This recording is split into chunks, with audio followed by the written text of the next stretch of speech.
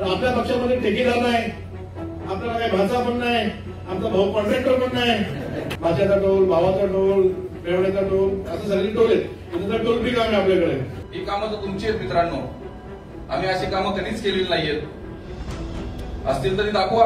उतावळा नवरा आणि गुडघ्याला वाशिंग. जेव्हा पहिलं थोडे सगळे आमदार त्यांनी पहिल्या टर्म मध्येच आपली आमदारकी ऍक्सिडेंट मध्ये त्यांना मिळालेली आमदारकी आहे. ऍक्सिडेंटची तर उपाध्यक्ष तुम्ही झालात आणि ज्यांचं बोट पकडून तुम्ही उपाध्यक्ष झालात त्यांच्याच पाठीमध्ये खंजीर तुम्ही खुपसलात. छोट्याशा भाड्याच्या कार्यालयातून पत्रकार परिषद घ्यायची आणि इथून वल्गना करायच्या. तुम्हाला जेवढी कुमकुमी आहे तर 2024च्या विधानसभेच्या निवडणुकीला तुम्ही सामोरे जा. ही कर्जतची जनता, हे कर्जतचे सर्व शिवसैनिक आणि तुम्ही ज्यांच्या पाठीत खंजीर खुपसले ते सुद्धा सगळे लोक तुम्हाला उत्तर दिल्याशिवाय राहणार नाही. रायगड जिल्ह्यामध्ये 2019 पासून महेंद्र थोरवे साहेब आमदार झाल्यापासून या रायगडमध्ये झालेलं राजकारण मध्ये कुटुंबातील असो, घरगुती असो, असे अनेक राजकारण आपण बघितलेलं आहे. रायगड जिल्हा परिषदचे जिल्हाध्यक्ष घरातच, त्यानंतर लगेच मंत्रीपद सुद्धा घरातच पाहिजे. म्हणजे शिवसेनेची ताकद या रायगडमध्ये मोठ्या प्रमाणात असताना रायगडमधील तटकरे साहेबांनी केलेलं राजकारण हे माझ्यासारखे सुशिक्षित युवक आणि संपूर्ण आमची युवासेना असेल, शिवसेना असेल, या सर्वांनी बघितलेली आहे. आणि ही जखम शिवसैनिकांच्या मनामध्ये अजूनपर्यंत आहे. त्यानंतर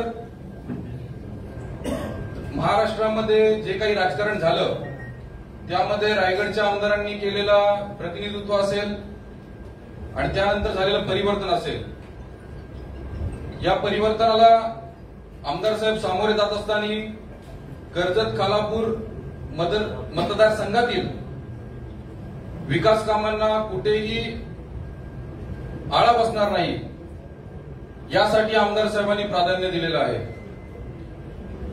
ही कर्जतची जनता अतिशय शुद्ध आहे. कर्जतमध्ये झालेला विकास या जनतेला माहीत आहे. जे काही कर्जतचे राजकारणी पत्रकार परिषद घेऊन वल्गना करतायत विकासाच्या बाबतीमध्ये, यांच्या दारासमोरचा रस्ता सुद्धा आमदार साहेबांनी केलाय. याची जाण त्या लोकप्रतिनिधींना असली पाहिजे. उचलली जीभ आणि लावली टाळाला अशा पद्धतीच्या गोष्टी त्या व्यासपीठावरून ते करतायत. मगाशी बदे साहेबांनी सांगितलं उतावळा नवरा आणि गुडघ्याला वाशिंग ही मराठीमधली म्हण आपली प्रचलित आहे.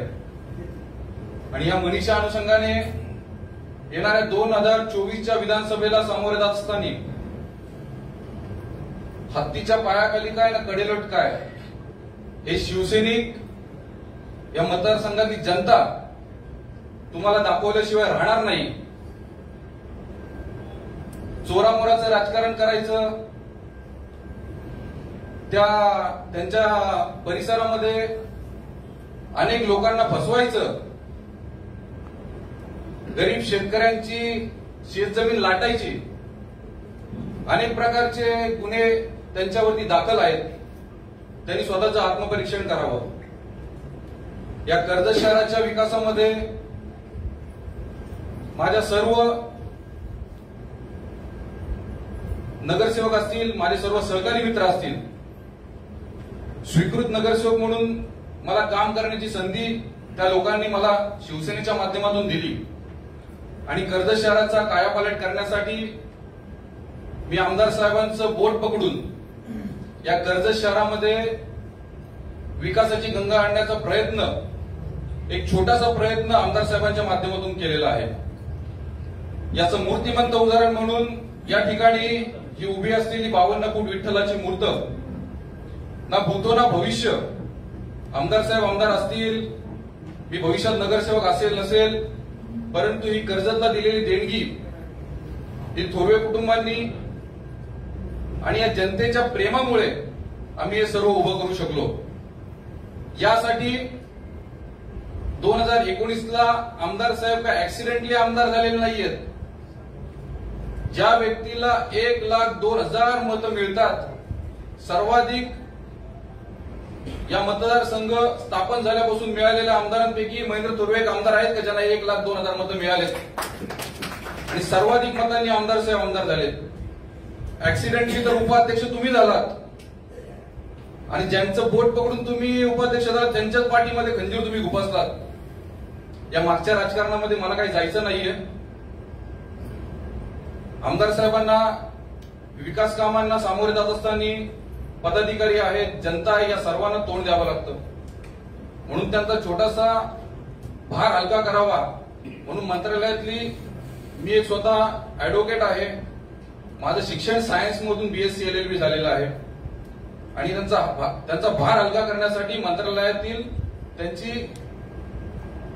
कामे, त्यांच्या विकास कामांचा पाठपुरावा करण्याचं काम मी आमदार साहेबांचा भाचा म्हणून नाही तर एक शिवसैनिक म्हणून करतोय. आज आम्ही सोडा, आमच्या मागून तुम्ही PWD मध्ये जा, कुठल्याही डेप्युटी इंजिनियर कडून त्याची माहिती घ्या काय कर्जतचा काय विकास झालाय. आणि ठेकेदारी हा तर व्यवसाय आमचा मुळात नाहीच आहे. मी स्वतः ऍडव्होकेट आहे. मी माझ्या कोर्टाची कामं करून मी इथे कर्जतमध्ये विकास कामांसाठी वेळ देतो. परंतु एखादं डिपार्टमेंट सांभाळत असताना कुठेतरी टोल लागतो, कुठेतरी टोलची पावती फाडायला लागते. ही कामं तर तुमची आहेत मित्रांनो. आम्ही अशी कामं कधीच केलेली नाहीयेत. असतील तरी दाखवा.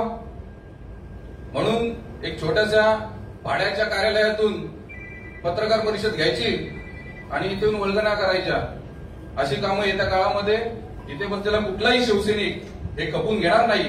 तुम्हाला जेवढी कुमकुमी आहे तर 2024च्या विधानसभेच्या निवडणुकीला तुम्ही सामोरे जा.